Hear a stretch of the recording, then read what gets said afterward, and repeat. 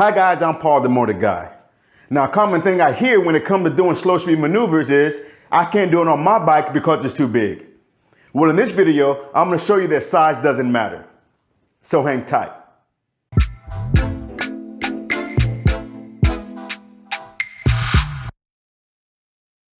Now, I'll be using 3 different bikes to demonstrate this.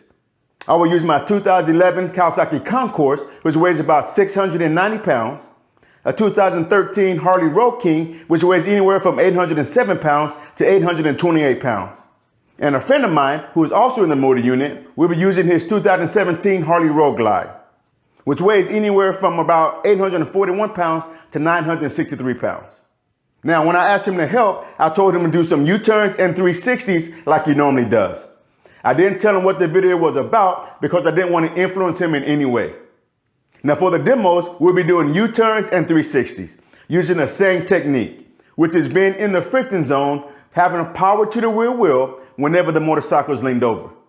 Now, I get asked all the time, what speed should I be at when I'm making tight turns? Now, as you see from this video, the speed for making a good tight U-turn in 360 is about the same for all 3 bikes. Now, I'm going to show you a camera view of the speedometer of each bike. So let's check it out.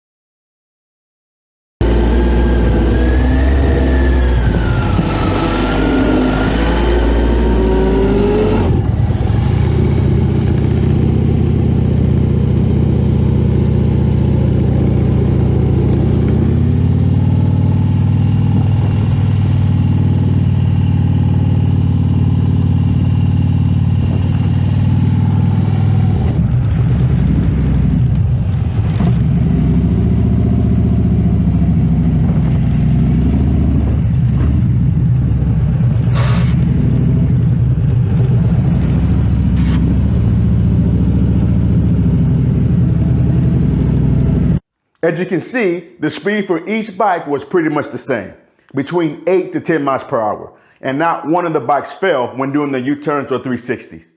So, it doesn't matter what bike you're riding or how big your bike is. If you apply the correct technique, which is being in the friction zone, having power to the rear wheel whenever the motorcycle is leaned over, it will not fall. So, let's stop thinking about how much your bike weighs and start thinking more about the technique. Now, I recommend you watching this video on how not to drop your motorcycle. Now, also in the description below, there's a link to a playlist on how to U-turn a motorcycle. Now, until next time, practice, practice, practice, and ride safe.